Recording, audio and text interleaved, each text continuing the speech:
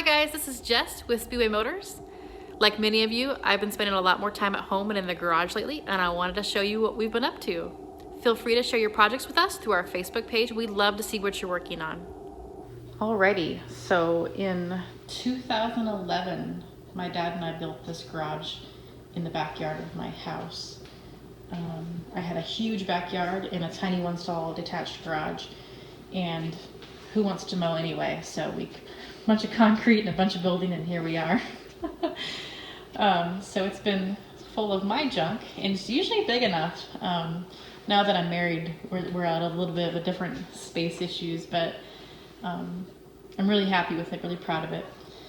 This workbench was built by my dad, and it has a bowling alley top, and then he built the base for it and painted it race car red. And it's super handy. Funny is that this toolbox was a Christmas gift in 6th grade to me, and I hung on to it, and it's got a few more stickers nowadays, but super handy. So hooray for dads who encourage you to be a hot rodder. I collect license plates for 33s, because that's been my main hot rod is a 33. Also collect Mack truck stuff and Mack Bulldog things. I had a little English bulldog named Kessler, and also my maiden name was MacKichan, so Mack is kind of a cool thing to collect. Here's an engine hoist my dad built for me. He reinforced it inside the wall before we put plywood up in the wall structure. So this is my second hoist. The first one I demolished when I was trying to get a 303 old rocket engine out of the back of a truck. It caught on the tailgate in a weird way, and it kind of fluffed to the ground, and the hoist made a groaning sound, and it slowly put itself on the ground, and it was funny then, sort of.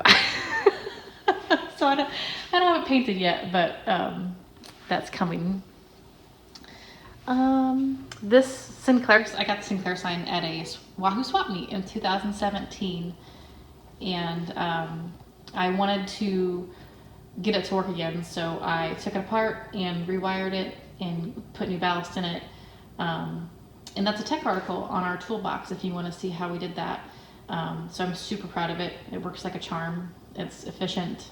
It's clean inside. I'm super happy with it. So it's kind of a little thing that I'm proud of.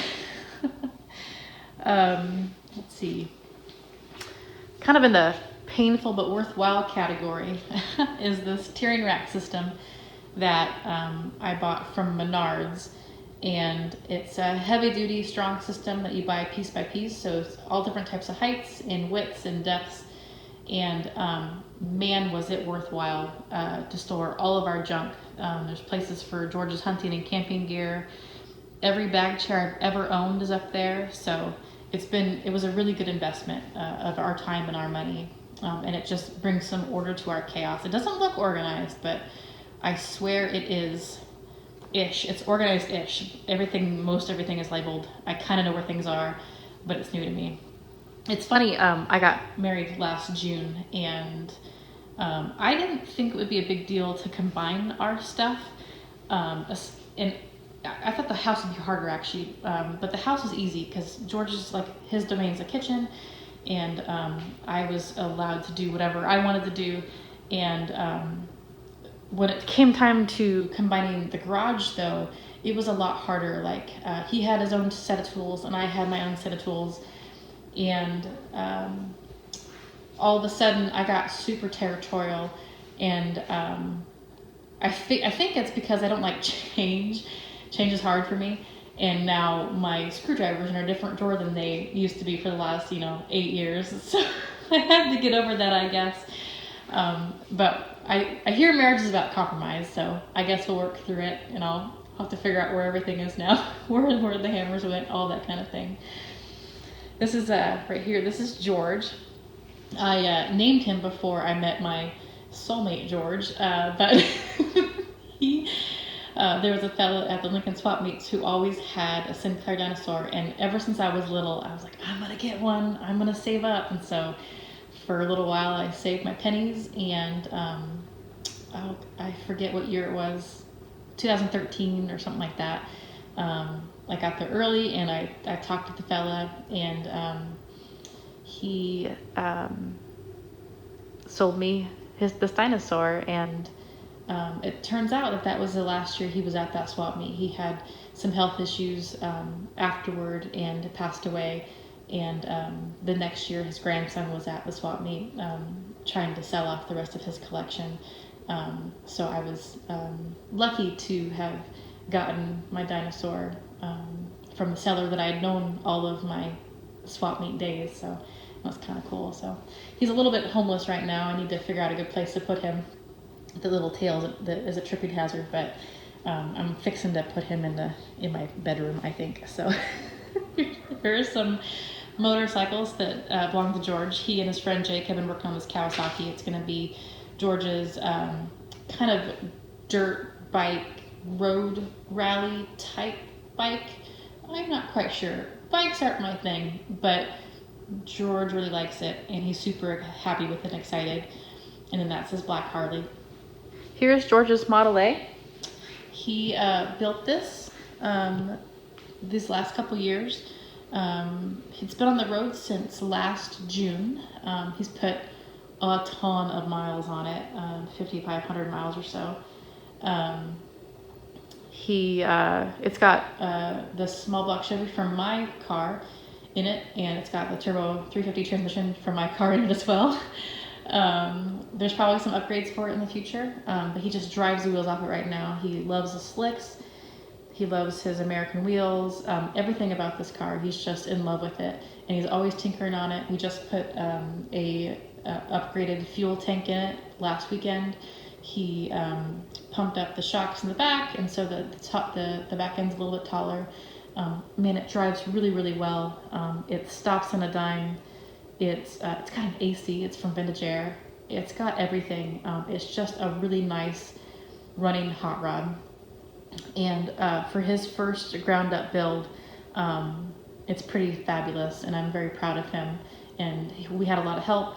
A lot of people came and worked on it, a lot of days and a lot of time, and we appreciate that. And this car means a lot to George, and it means a lot to me. And this is my little coupe. It's a 1933 Ford Coupe. It's been on the road since 2008. It was a father-daughter build. Again, a lot of help from friends and family.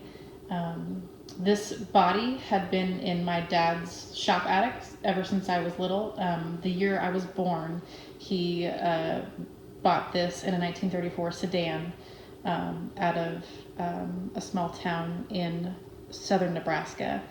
And I must have been 9 or 10 when he and I walked up to the attic for something, and he pointed at it. It was a little multicolored calico body, just a body. And he said, "You and I are going to build that someday." And I was like, yeah. And so somewhere in my 9-year-old brain, it cemented what I thought a hot rod was. And so I've been drawn to 33s and 34 coupes and sedans ever since then. I'm really proud of it. The grill, I went to Hershey Swap Meet in 2009, and a friend helped me barter for that. So it's an original grill now. So I'm super proud of that. It originally had a 350 small block Chevy from one of our Bonneville push trucks. It had some wonky compression, but that was what we had, so it was available. And then I think in 2009 or so, I went and got a crate, small block 350, brand new crate, and we put it in there. It has gone, and now I have a 4-speed in there now, and so that's with like pipe headers and all of that. The linkage didn't work with my old exhaust, but I drive the wheels off it when I can. Last year was a weird year. I didn't want to take away from the Model A build, and so I didn't drive it as much last year, but I bled the brakes yesterday and took it for a ride, and blew the winter dust off. And I'm always reminded in a weird way of what this car means to me. Like I had a really hard week last week, and I needed to just get some cheer and some joy. And I got my hands dirty, and I was really proud of myself that I got the brakes bled, and I took it for a ride, and it just drove great, and I was super happy with it. And I got home and I parked it, and George was like, "Hey, you're smiling," and it's just what I needed. There's something about a hot rod that just fills your soul, and it makes things right, and even things that we can't control right now and things that we can't fix right now, but going for a ride in the hot rod just makes things better. So those are my rocket wheels, and that was a birthday gift for myself a couple years ago. But new tires, rocket wheels. So it's showing its age a little bit now. There's probably some body work in its future, and maybe some paint. I think we reprimered it in 2009.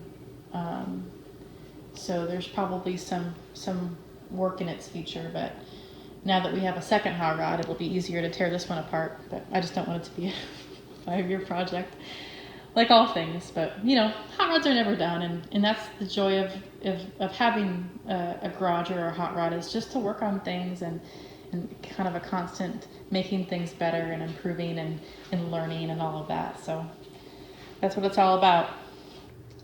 So back in early February, George and I talked about what COVID-19 might mean for us. And kind of before the full weight came down on the country, before car shows got canceled, before I started working from home, we told each other, this is a great year to stay at home and build a hot rod. And so he picked up this LS engine off of Craigslist, and he's slowly tearing it down. Jeff, who runs our parts counter, is helping him build a wiring harness and a computer for it. The plan is that this will go into a 48 Kaiser we're buying from a dear friend in Wisconsin. So progress is coming soon. We're lucky. We're trying to buy LS experts at Speedway, and my brother-in-law has put an LS in his 65 truck, and Pat Orth at Speedway has put one in his Impala. So we'll have a lot of expertise to help us along on our path down this kind of a crazy project, but it's gonna be fun, and we're looking forward to it. We're really attached to this 48 Kaiser. It means a lot to us, and it'll be kind of a fun little sleeper car, so it'll be fun. Thanks for joining me on my garage tour. I hope you enjoyed it. If you'd like to share your builds with us, please share them through our Facebook page. We love to see progress and stories and photos. We love everything about it. It's just how connected hot rodding is, and racing, and the car community is. It's all about people, and we miss people. We miss the stories. We miss the hugs, and we miss seeing our friends at the car show, or seeing our favorite racer at the racetrack. It's just, we miss all that right now. And if we can stay connected through the social media gizmo, then that's how it'll be.